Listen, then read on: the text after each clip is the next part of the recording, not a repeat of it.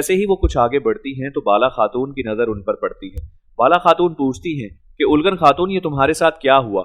उलगन खातून कहती है कि ये सब कुछ मेरे साथ इस मनहूस गाजी की वजह से हुआ है। मैं इसको नहलाने के लिए वहां नदी में लेकर गई और वहां पर मुझे चोट आ गई, वो भी सिर्फ इसकी वजह से। बाला खातून कहती हैं कि तुम खामोशी से यहाँ पर बैठकर आराम करो। उलगन खातून कहती है कि अगर मैं आराम करूंगी तो पूरे का पूरा कबीला भूखा मर जाएगा, मुझे तो काम करना होगा। बाला खातून कहती हैं तुम काम के बारे में कोई फिक्र नहीं करो, तुम खामोशी से बैठकर यहाँ पर आराम करो। अभी ये बातचीत जारी होती है कि दौड़ती हुई हलीमा आगे की तरफ बढ़ती है और फिर अचानक से बैठ जाती है और आकर बाला खातून से शिकायत लगा रही होती है कि पूरे काय कबीले में कोई भी ऐसी खातून नहीं जो मेरे से ज्यादा अच्छे तरीके से लड़ सके, लेकिन ये लोग रुकने का नाम ही नहीं लेते, मैं बहुत थक चुकी हूँ। इतने में फातिमा खातून पीछे से आकर कहती हैं कि यहाँ पर रहना है तो यहाँ पर लड़ने के असूल सीखने होंगे, सिर्फ लड़ाई करने से या फिर महारत हासिल करने से सब कुछ हासिल नहीं होता, स्टेमिना भी किसी चीज का नाम है, तुम में हिम्मत होनी चाहिए। इस सूरत हाल को देखकर बाला खातून एक और काम उनके ऊपर लाद देती हैं और कहती हैं कि मेरा ख्याल है कि आज का खाना तुम दोनों को बनाना चाहिए, लिहाजा आज रात का दस्तरखान अपने वालिद के लिए ये दोनों बेटियां मिलकर सजाएंगी।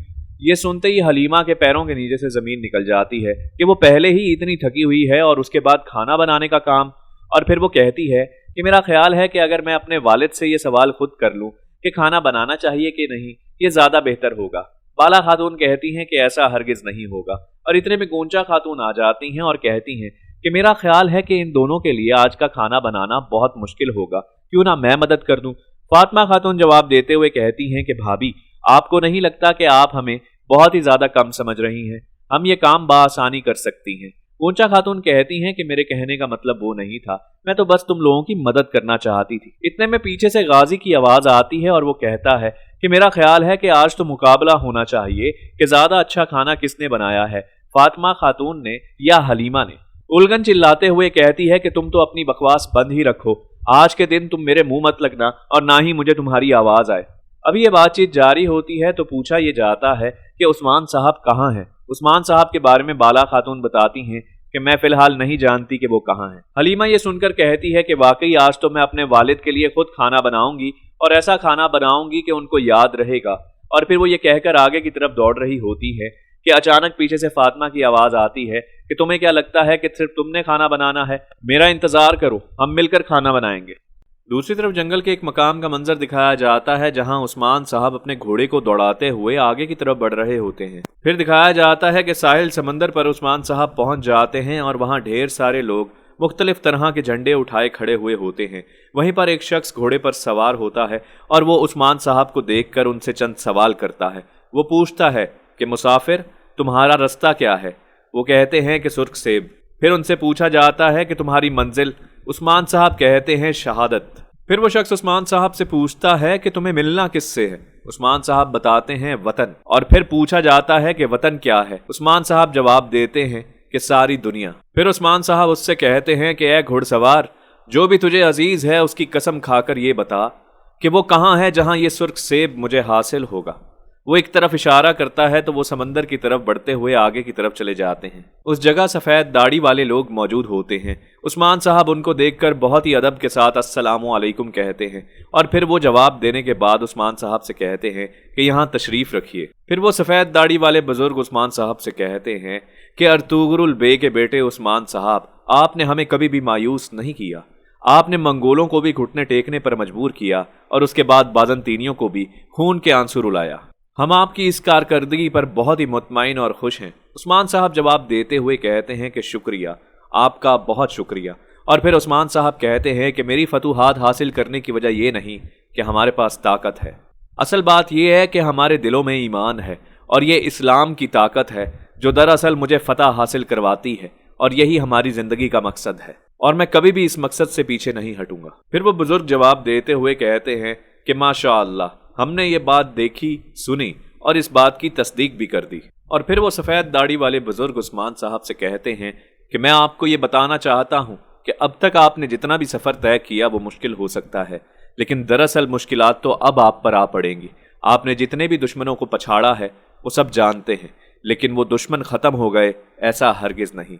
अब वो दुश्मन दोबारा मुत्तहिद होकर अपनी तरफ से एक ज़ोरदार हमला आप पर करेंगे और आपको उसके लिए तैयार रहना होगा। عثمان صاحب جواب دیتے ہوئے کہتے ہیں کہ آپ نے درست کہا، اسی لیے ہم ریاست کو قائم رکھنے کی کوشش جاری رکھیں گے، اور جب تک یہ کوشش جاری ہے ہمارا کچھ نہیں ہو سکتا۔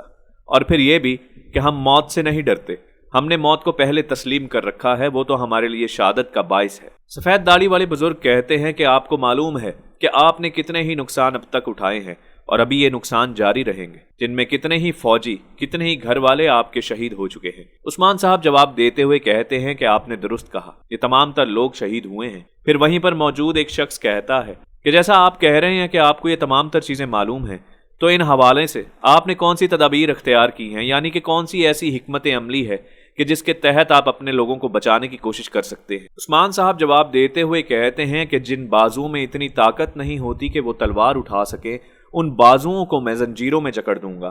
وہ اپنے ہی سپاہیوں سے متعلق یہ بات کر رہے ہوتے ہیں اور کہتے ہیں کہ دراصل میں ان لوگوں کے جن کے خاص کر کے شادیاں نہیں ہوئیں، ان تمام تر سپاہیوں کی شادیاں کرواؤں گا تاکہ وہ ایک خاندان میں آ جائیں، اور پھر جب ان کی اولاد ہو تو ان کے لیے یہ مقصد بہت اہم ہو جائے گا کہ وہ اپنی ریاست کے قائم کے لیے اپنی اولاد اور اپنے خاندان کے لیے یکجو ہو کے لڑیں۔ اس طریقے سے ہماری ریاست کے قیام کے لیے مضبوطی بھی ہوگی اور آنے والے دور میں ہماری تعداد بڑھتی بھی جائے گی۔ وہاں پر موجود تمام تر سفید داڑھی والے لوگ کہتے ہیں کہ بہت خوب، آپ نے نہایت عقل مندی کی بات کی ہے۔ جیسا کہ کافروں کی تعداد میں اضافہ ہوتا چلا جا رہا ہے، اگر آپ کو ان سے مقابلہ کرنا ہے تو آپ کو اپنی تعداد بڑھانی ہوگی۔